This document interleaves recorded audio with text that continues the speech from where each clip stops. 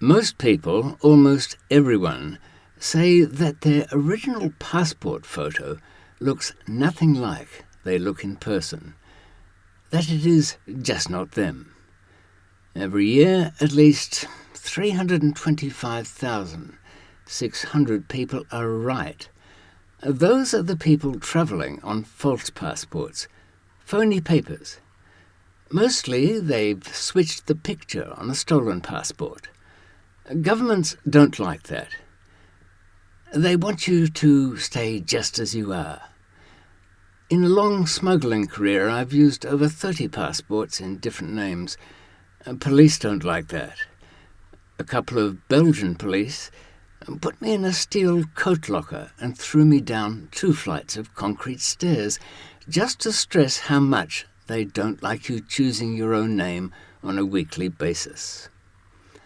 In 2021, the latest C-series polycarbonate passports are taking over from paper, with dozens of security features that go beyond the embedded chip.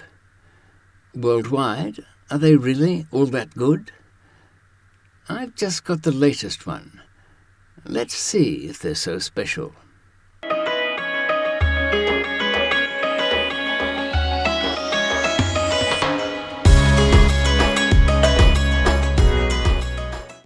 David McMillan here, or I would have said Charles McClintock, at the immigration desk at Singapore's Changi Airport, 3.5 hours after I escaped Bangkok's 8,000 inmate prison. And I'd call myself Daniel Westlake, there while waiting for my death sentence, and had a fine Australian passport to prove it. But Daniel and Charles and David were all behind me as I became Byron Northridge, as I switched identities and flights at Oslo Airport when I finally returned to Europe. Why so many passports? Why so many identities? A personality disorder? Schizophrenic? Maybe. The trick in smuggling is the filter. Whoever's carrying the caboodle has to look like he's come from someplace low risk, peaceful, and expensive. If you come from London, Tokyo, or Chicago, well, let's say New York City, it's not like you could have bought something in those places cheaper than you can sell it where you've landed. There's another thing. The courier, the mule as the movies call them, or simply the passenger, as smugglers call them, must appear happy to be home and unimpressed with where he's been. To seem like any of these things, a slightly mature, almost unused passport is best. So the professional couriers need as many as they can get. For me, on-board manager, watching ghosts and ready to fly back out the next day, I needed just as many, and from 5 different countries if I could get them. Hundreds of years ago, there were no passports, only letters from the king or queen. Along with the age of printing, passports for servants of the state were in use, but still rare. This British passport from 1862 from Viscount Amberley, Secretary of State, was issued to lawyer Abraham Hayward, who had business in Russia and in Germany. It states that, "In the name of Her Britannic Majesty, everyone should allow Abe to travel without let, that is delay, or hindrance, and to provide any assistance he may need." Here's another passport, issued almost 50 years earlier in London by the United States for Ambassador John Quincy Adams in 1815, says much the same thing about hindrance, protection and help, but in French, as were all documents official, diplomatic and international at the time. Adams became US President 10 years later. Even today, your passport carries such requests, but don't count on much backup if things go badly for you. That page is all bluster and bluff. Better to have another name and identity taped under the balcony's sundeck furniture in case you hear that telltale pounding on your hotel room door. One of the favourites of many British passports of my collection is the British Palestine passport. I wonder how many years will pass, if ever, before we see a Palestine passport again that actually holds a recognised citizenship. But you didn't tune in for a history lesson. You want to know, in this age of cyber identities and virtual existence, why so much work has gone into these physical objects, the new polycarbonate data page passports. Surely, you say, the scanned images and data online is enough, is in fact better than holding a printed card. No. All that face recognition smoke is no such thing. Those systems only compare a limited set of numbers, the metrics, the distance between ears, chin, mouth, the line, a nose tip, a set of numbers that are shared by millions, just the same. As you pass through the automated immigration gate at an airport, all that is happening is this. A 94% check that the person standing before the lens was probably the person in the photograph on and embedded in the passport. It does not mean a crowd of passengers can be scanned to look for someone wanted in 5 countries. Take a close look at this latest Series C passport. You see that the colour picture doesn't mean much. The important one is now monochrome and tweaked to exaggerate the edges. It's not a dot screen image but uses multiple layer lasers, and not a major obstacle to forgery in itself. It's from those edges that make measurements, the metrics. So the physical integrity of the very booklet itself is more important in the real world than the data within, and it is meant to be highly tamper-proof. Gone are the days when we call him, a free travel facilitator acquaintance I had, that's called a people smuggler to, incompetent politicians. He used to change the photos in a passport taken by pickpockets using nothing more than a heated lamp.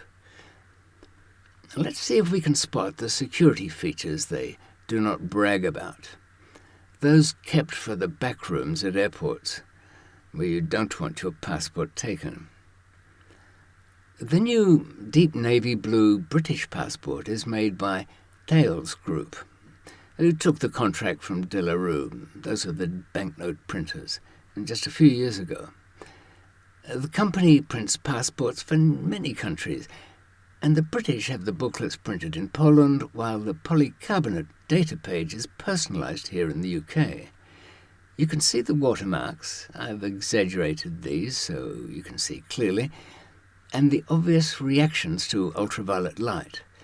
We used to keep ink that was invisible under white light but reflected green for the crowns and pink for the photo's edges back in the day. But you can see some stripes that generate multicoloured rainbow effects. In ordinary white light, some of the inks reflect in 2 or more colours. Something less obvious is the passport number being shown by fine perforations on all the inside pages. But look under a magnifying glass and you'll find 3 of those tiny perforations are not round, but some square, others diamond-shaped. The thread that binds together the pages of the booklet is of different colours, but reflect UV differently too. Some letters and imprints use raised intaglio printing that you can feel under fingertips, and of course microprinting. You'll see threads in the paper itself and front side, back side print registration fine enough for a near perfect match as on modern banknotes. A small panel has lenticular engravings in the plastic that reveals the UK letters when held flat, but I was disappointed to see the loss of an old feature of the previous series, that the printed dots that made the image of your face was, if seen under magnification, actually formed from variations of the passport holder's name and number. But there's a trick just as interesting, if not so well done, in the new C series. A free copy of Unforgiving Destiny signed, or in the new audio version, for anyone who can tell me what that new feature is. One not disclosed so far, not by me. I have a contact link in the description box when you want to tell me, or just print it under the comments. The data page has the usual machine-readable text below: country, name, date of birth, date of issue, and the extra numbers I've discussed before, the checksum figure, so the machine knows it has not scanned in error, misread the number. The last digit is the checksum of the checksums, based on thirds and sevenths. You can work it out if you're a bit of a codie. Old hands will know this. On the new one, there's some fine micro-printing, but also heat-branded text of microscopic size within the polycarbonate itself. Lasers are used. And another lenticular gimmick using a third face image, this one inverting positive to negative at different angles. You'll find that on the UK driver licence, and a lot of US states licenses as well, since the same company produces both. Personally, I think the thing has little security value, but simply there because it's a neat trick. It is a solid piece of, art. Collectible, like fine parchment or gossamer stationery. And even the card's edge has a unique name or number, and difficult to spot, and not actually on the edge, but within it. A word about the chip inside. Be wary, but don't panic. So far, the use of fingerprints has not been incorporated for every jurisdiction, except for 2 fingers in the newer French passports. And at 64 kilobytes, it doesn't hold much other than the information already printed, and a coarse photo biometric set for the face in numbers. The RFID chip can only be read by a machine from an open cover, as a radio-blocking grid, a kind of Faraday cage, is supposedly between the outer layers. I find it's not very effective. These can be scanned. And if you take a long look at this chart, there you are, long enough, you'll see a weak point in the basic access control. As a person whose safety, livelihood, and escape potential once depended on being able to manipulate and alter these documents, how do I see these new developments? Can they be forged, or can a false identity be injected into the acquisition and issue process? Well, yes, and it depends, but there's a lot of work and expense, if that's your angle. My old Malaysian forger confederates had the RFID chip cracked within a week in 2004, and that was before, I think it was 2006, most of them came out. And keep in mind that Finland and Scandinavian systems incorporate national ID data sets within passport issue. And good if you're a genuine Finn who can now get a lost passport replaced within hours. American passports as of 2020 have the same polycarbonate data page, and with a few printing tricks of their own. Look at the star in Washington. From my point of view, not exactly Joe Good Citizen, but not indiscriminate about what laws to break, I think it is a good thing that it takes extra work to hijack an existing person's identity. But an even better thing is in having documents so famous for their near bulletproof imperviousness from being forged, that at crossings everywhere they become universally accepted as the real thing. Keep in mind when travelling that the USA Foreigner Visits database holds IDENT, the automated biometric identification system within the Department of Homeland Security, and is more likely to store that information for later cross-matching. There's almost 400 million sets in there as I speak, so I wouldn't fret too much about turning up on a different biometric passport at some point. The more, the better, as far as that system's concerned.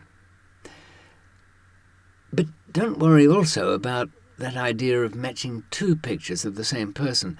There's no pure matching, only comparison of a direct face shot with the stored image. I won't go into the details point by point and the weaknesses. That's the wrong direction. I am perfectly happy that these new systems and physical objects such as the passports are capable of being checked for over 60 features. It means that as I travel, as I pass, I will not be taken aside on the instinct of some old waterfront hand at the airport for a grilling. "No, he's okay, old man," says the new CSI techie on the front line. "His passport checks out." Years ago, one of our greatest obstacles as smugglers was the notorious London Heathrow Airport wall of death at Terminal 3. There, at the time, the interceptions were successful using seasoned customs veterans, men mostly in uniform, who would cast aside the easily forged paper passport we'd offer and seek deep into their training. Hours and days of random plucking where tiny card players' tells would tell them they had chanced upon a wrong 'un. They probably couldn't tell you why they knew, how they knew, but they knew when they spotted somebody who might be carrying. By contrast, today, the economics, the numbers of travellers have shelved all that instinct, and these new, supposedly impervious documents closes the door on wisdom completely. Passports in about 100 years, the only book most people will own that still has pages. The world's bestseller, each copy personalised but never owned by the holder. Ignore them at your peril. And by the way, the signed copies of Unforgiving Destiny, my book, will hold their value too. I'll send a free copy to anyone who can tell me of the security feature involving light on the new UK passport that I did not mention. As I move on through the sliding doors with my new polycarbonate shell, I shall salute them with my pass and praise their confidence, for I will have won the moment I created the foundation for the new version of myself, my new iteration. They will be swamped by their own numbers, and my kind will walk on. Good night for now.